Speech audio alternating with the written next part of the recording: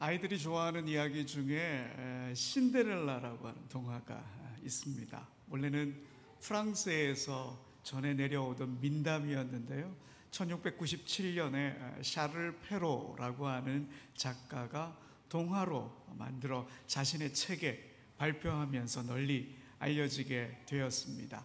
신데렐라는 영어식 표현인데요, 재를 뒤집어 쓴 엘라, 이런 뜻입니다. 신데렐라 이야기 잘 아시죠? 힘들게 살아가던 여인이 왕자님을 만나 단숨에 행복해지고 신분이 달라집니다. 해피엔딩이지요. 그래서 많은 사람들이 좋아합니다. 한때 한국 드라마나 영화가 온통 신데렐라 이야기였던 적이 있죠. 좀 오래된 드라마인데 상속자들, 또 꽃보다 남자, 이런 드라마들이 그랬죠.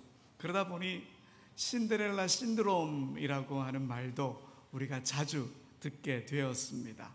그런데 여러분, 이 신데렐라 신드롬, 사실은 사람들의 정신건강에는 해롭다 그럽니다.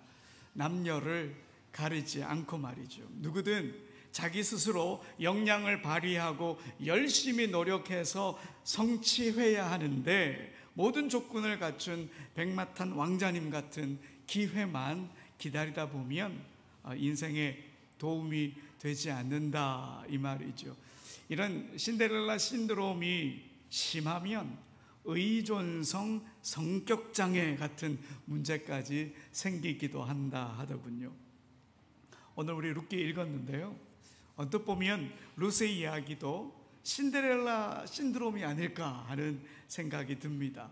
보잘것없어 보이는 모압 여인 룻이 베들레헴의 부자 보아스와 결혼해서 한순간에 행복해지고 신분이 달라지니까요, 전형적인 신데렐라 이야기 구조처럼 보입니다. 오늘 본문도 볼까요? 뭔가 계략을 꾸미고 있는 것 같습니다. 과부 둘이 앉아가지고 어떻게 하면 팔자를 고칠까, 이거를 연구하는 듯한 그런 모습이죠. 그래서 시어머니가 며느리 룻에게 말합니다. 얘야, 나에게 묘책이 하나 있단다. 부자이고 멋진 보아스를 남편을 맞을 수 있는 방법이 있어. 목욕하고 기름 바르고 옷도 좋은 것으로 갈아입고 보아스가 잠든 곳에 몰래 가서 발치에 눕기만 하면 돼. 이쯤 되면 사람들이 이렇게 생각할 겁니다. 그래, 나오미가 룻의 팔자를 고쳐주려고 그러는 거구나. 룻을 신데렐라로 만들려고 계략을 꾸미는구나. 그러나 여러분, 룻의 이야기는 신데렐라 이야기가 아닙니다. 룻이 신데렐라가 되었다, 이걸 말하려는 게 아니라 룻이 하나님의 나라로 용감하게 뛰어들었다, 이걸 보여주는 말씀입니다. 용기 있는 믿음의 사람 룻의 이야기입니다. 룻이 시어머니를 따라 모압에서 예루살렘으로 오던 때를 한번 보십시오. 자기 민족, 자기 고향을 다 버렸습니다. 아무것도 가진 게 없고 모든 걸 다 잃어버린 시어머니를 따라 나섰습니다. 그때 룻이 이렇게 고백하죠. 룻기 1장 16절에 보니까 어머니의 백성이 나의 백성이 되고 어머니의 하나님이 나의 하나님이 되시리니. 어머니의 하나님이 나의 하나님이 되십니다. 여러분, 이 말은 어머니가 믿는 하나님을 나도 믿겠다라고 하는 용기 있는 믿음입니다. 가여운 시어머니, 내가 그 시어머니를 돌봐야 되겠다라고 하는 의도도 충분히 있었지만, 내가 하나님의 품으로, 하나님의 나라로 뛰어들겠다라고 하는 신앙의 선포이기도 했습니다. 그러나 여러분, 사실 룻은 모압 사람이라서 이스라엘 공동체 안에 쉽게 들어갈 수 있는 것은 아니었습니다. 신명기 23장에 보면 모압 사람들은 여호와의 총회에 들어올 수 없다, 이런 말씀이 있으니까요. 그러니 룻이 베들레헴으로 가더라도 그 공동체 안에 쉽게 들어가기 어려웠을 겁니다. 오히려 따돌림 당할 수도 있었던 거죠. 그런데도 룻은 용기를 내어서 베들레헴으로 갔습니다. 믿음의 모험을 감행한 거죠. 여러분, 신앙이란 결단이고 모험입니다. 아브라함을 한번 보십시오. 하나님께서 아브라함에게 나타나셔서 네가 자란 곳 너의 아버지 집을 떠나라, 내가 보여주는 땅으로 가거라, 이렇게 말씀하셨을 때 아브라함은 지체하지 않고 길을 떠났습니다. 하나님의 세계 안으로 용기 있게 뛰어 들어간 거지요. 우리 예수님의 제자들도 그랬습니다. 예수님께서 나를 따르라, 그렇게 주님께서 부르시자 그들은 배와 그물을 다 버려두고 예수님을 따랐습니다. 예수님께서 이루실 하나님 나라 안으로 뛰어든 거지요. 이렇게 신앙은 용기와 결단으로 하나님 나라에 뛰어드는 모험입니다. 롯도 이런 용기와 결단으로 베들레헴에 왔고요. 오늘 본문에도 룻의 용기가 잘 드러납니다. 여러분, 오늘 이 룻의 이야기 대략 언제쯤 일어난 일일까요? 이스라엘에 왕이 없고 사사들이 나라를 다스릴 때니까요, 주전 1100년경입니다. 그러니까 지금부터 약 3000년 전의 일인 거지요. 그 당시 여인이 먼저 나서서 무언가를 할 수 있는 시대가 아니었습니다. 여인의 인권이 제대로 보장되지 않던 시대였죠. 그런데 시어머니 나오미가 말합니다. 보아스와 결혼할 수 있는 길이 있으니 밤에 그를 찾아가라. 룻은 그 말을 따라 타작마당으로 보아스를 찾아갔습니다. 여러분, 이게 얼마나 대단한 용기인지 모릅니다. 왜 타작마당으로 찾아가라고 그랬을까? 이게 왜 대단한 용기인가? 여러분, 보리추수를 마치고 타작을 하는 때는 하나님께 대한 감사의 마음이 가장 큰 순간입니다. 그렇게 감사가 클 때는 다른 이들에 대해서 관대해질까요? 아니면은 더 사람들을 못 살게 굴까요? 관대해지는 거예요. 마음이 넉넉해지는 거죠. 그래서 신명기 15장 14절에 하나님께서 이렇게 말씀하셨습니다. 네 양무리 중에서 타작마당에서와 포도주 틀에서 그에게 후히 줄지니 곧 내 하나님 여호와께서 내게 복을 주신 대로 그에게 줄지니라. 여러분, 이 구절에서 그가 누구냐면 종을 가리킵니다. 그러니까 이때까지 농사 지었고 추수했고 열심히 살았던 그 종, 그 타작마당에서 하나님께서 베풀어 주신 복을 기억하며 종에게도 넉넉하게 베풀어 주라, 이 말이죠. 나오미는 바로 이때가 보아스의 마음이 가장 넉넉할 때다, 그렇게 보고 룻을 그에게로 보낸 겁니다. 하지만 여인이 홀로 타작마당에 들어가는 일, 정말 힘든 일입니다. 왜냐하니 타작마당은 남자들의 공간이었거든요. 타작을 다 끝내고 남자들이 먹고 마시는 장소가 바로 타작마당이었습니다. 보통 보리를 이렇게 까불리려면 바람이 선선히 불어야 하는데 이 베들레헴 같은 지역에서는 오후 3시 이후부터 바람이 불어서 저녁 6시 이후까지 분다고 합니다. 그때 보리를 까불리고 타작을 하고 나면 저녁 늦게까지 남자들이 뭐 할까요? 모여서 밥 먹고 술 마시고 이야기를 나누다가 밤늦게 그 타작마당에서 잠을 자는 겁니다. 그러니 밤 시간에 남자들이 많이 있는 타작마당에 여자 혼자 거기를 찾아간다, 결코 쉬운 일이 아니었던 거죠. 오늘 본문 3절에 보면 시어머니가 룻에게 말합니다. 보아스가 먹고 마시기를 다 할 때까지 그 앞에 나타나서는 안 된다, 그렇게 말합니다. 위험한 상황을 피하기 위한 지혜로운 선택입니다. 그리고 보아스가 잠자리에 든 뒤에야 그의 발치에 눕도록 한 거죠. 이제 룻은 시어머니의 말대로 순종했습니다. 오늘 보면 다음 구절인 6절에 보면 이렇게 기록하고 있습니다. 우리 6절을 함께 읽어봅시다. 그가 타작마당으로 내려가서 시어머니의 명령대로 다 하니라. 아멘. 여기는 룻이 다 했다 이렇게 되어 있는데 성경을 읽어보면 사실 룻은요, 고분고분한 성격이 아닙니다. 모압을 떠날 때 시어머니가 룻에게 뭐라고 그랬죠? 나를 따라오지 마, 네 살 길 찾아가. 그랬는데도 불구하고 룻은 어머니의 말을 따르지 않고 끝까지 어머니를 따라 나섰잖아요. 그리고 2장 2절에 보면 시어머니가 아무 말도 하지 않았는데 룻이 먼저 나서서 뭘 하느냐? 어머니, 제가 보리삭 줍기를 하겠습니다. 어머니는 아무 말도 없는데 룻이 이야기를 하는 거예요.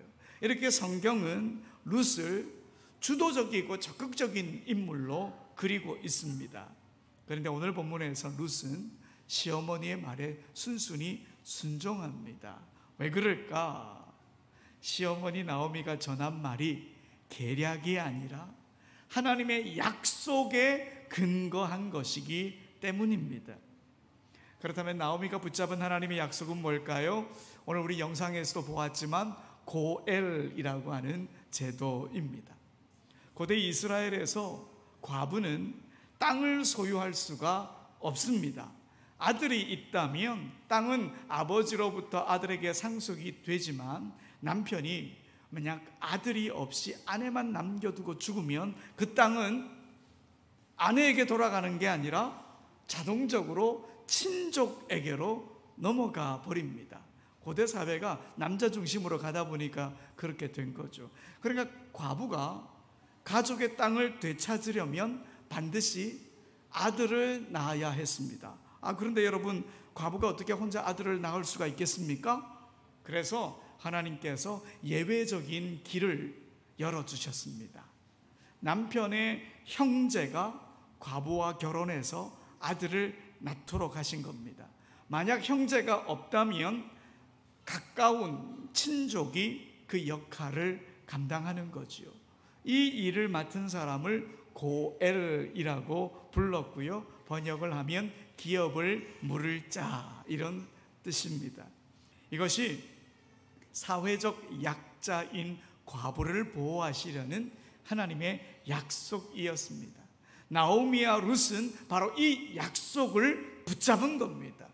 그러니 룻이 보아스를 찾아 밤에 간 것은 보아스를 유혹하기 위한 게 아닙니다. 보아스에게 구걸하기 위한 것도 아닙니다. 오직 하나님의 약속을 의지하고 하나님의 그 약속하신 권리를 찾겠다는 마음으로 용기 있게 그에게 나아간 것이죠. 룻이 보아스에게 말하는 장면을 보십시오. 룻기 3장 9절에 보면 나는 당신의 여종 룻이오니 당신의 옷자락을 펴 당신의 여종을 덮으소서. 이는 당신이 기업을 물을 자가 됨이니이다. 룻이 분명히 말해요. 당신이 기업 물을 자입니다. 당신이 나의 고엘입니다. 하나님의 약속을 근거 삼아서 믿음으로 당당히 보아스에게 나아간 겁니다. 여러분, 하나님이 정해놓으신 권리, 하나님의 약속, 이런 건 구걸할 필요가 없습니다. 하나님께서 약속한 것이니 담대히 우리가 붙잡기만 하면 됩니다. 용기를 내어서 하나님의 약속 안으로 뛰어드는 것, 하나님의 세계 안으로 뛰어드는 것, 그것이 신앙입니다. 여러분, 신앙생활이란 결국 하나님의 약속을 믿고 그 약속 안에서 살아가는 것입니다. 하나님의 역사 안에서 하나님의 나라 이야기의 한 부분으로 살아가는 것, 그게 바로 신앙생활입니다. 그러니 우리는 두려워하지 말고 하나님의 나라로 용기 있게 뛰어들어야 합니다. 사도 바울이 빌립보 교회 성도들에게 이런 내용의 편지를 보냈습니다. 우리 빌립보서 2장 13절의 말씀을 함께 읽어봅시다. 너희 안에서 행하시는 이는 하나님이시니 자기의 기쁘신 뜻을 위하여 너희에게 소원을 두고 행하게 하시나니. 아멘. 이 구절에 보면 하나님이 어떤 분이시냐? 우리 마음에 믿음의 소원을 두시고 그것을 실천할 용기를 주시는 분이다, 이렇게 말하고 있는 거예요. 여러분, 이게 얼마나 놀라운 일이고 놀라운 말씀인지 모릅니다. 성경은 뭐라고 말하느냐? 성경 속에 있는 하나님의 약속이 나에게도 이루어지는 것, 그것을 믿는 데서 신앙은 시작된다, 이렇게 우리에게 말하고 있는 거예요. 하나님의 나라 안에서 용기 있게 뛰어들어가는 것, 이것이 신앙이다 말하는 거예요. 그래서 예수님께서도 말씀하시기를 천국은 침노하는 자의 것이다, 이렇게 말씀하신 겁니다. 여러분, 하나님은 우리를 신데렐라가 되라 하지 않으십니다. 물론 하나님께서 기적 같은 일을 벌여주실 때도 있지요. 정말 백마탄 왕자 같은 보아스를 보내줄 때도 분명히 있습니다. 그런데 보통 그런 일을 보내주시던가요? 그건 누구 몫인 거예요? 내 몫이에요? 하나님 몫이에요? 하나님 몫인 거예요. 내 몫이 아닌 거예요. 그러면 우리는 뭘 하느냐? 하나님의 약속을 믿고 룻처럼 용기 있게 하나님의 역사 안으로 뛰어드는 것, 이게 우리의 몫이다 하는 거예요. 그리고 우리 하나님, 우리가 용기 내어서 한 발 한 발 믿음의 길을 내디들면 은혜를 베푸십니다. 거기에 알맞은 은혜를 베푸십니다. 2학기 개학을 맞은 우리 자녀들, 공부도 잘하고 싶고 또 친구들과 잘 지내고 싶으시죠? 될 수 있으면 엄마의 잔소리는 덜 듣고 싶고 모든 게 내 중심으로 막 흘러갔으면 좋겠고, 그렇죠. 하지만 마음대로 안 될 겁니다. 그럴 때 신데렐라가 되었으면 좋겠다 이렇게 생각하지 말고 룻처럼 하나님을 의지하며 한 발을 내디디겠다, 이런 마음을 우리 2학기에 가졌으면 좋겠어요. 공부의 자리를 지키면서도 기도의 자리, 말씀의 자리로 한번 뛰어들어가 보세요. 하나님 나라를 이루기 위해 말씀 따라 살아가는 순종의 자리로 한번 나아가 보세요. 하나님께서 여러분을 지키시기 위해 쉬지 않고 일하신다, 그 사실을 여러분이 직접 눈으로 보게 될 것입니다. 우리 청년들 마찬가지죠. 미래가 불안하죠. 진로, 취업, 결혼, 때로는 막막합니다.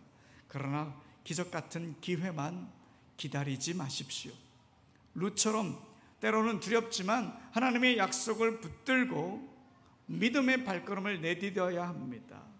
어둠 속에 있는 타작마당으로 내려갈 때가 필요합니다. 하나님께서 우리 청년들의 미래를 하나님의 이야기 속에서 아름답게 빚어갈 것을 소망하면서 용기를 내보십시오. 사랑하는 대지의 가족 여러분, 하나님은 우리를 신데렐라로 만들고 싶어 하지 않으실 것입니다. 하나님은 우리가 하나님의 나라로 더 뛰어들기를 더 원하십니다. 룻처럼, 아브라함처럼, 제자들처럼 용기를 갖고 뛰어들기를 원하십니다. 용기를 갖고 뛰어들 때에 하나님께서 거기에 필요한 은혜를 베푸십니다. 약속을 붙들고 우리가 하나님 나라로 뛰어듭시다.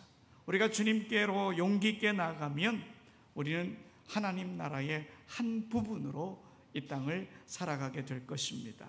이번 이학기를 맞는 우리 믿음의 자녀들, 그리고 이 자리에 모인 대지의 모든 가족 여러분, 믿음과 용기를 갖고 하나님 나라로 뛰어드는 우리 모두가 되길 간절히 소원합니다. 우리 다 같이 일어나셔서 고백합시다. 주 말씀 향해 나아갑니다.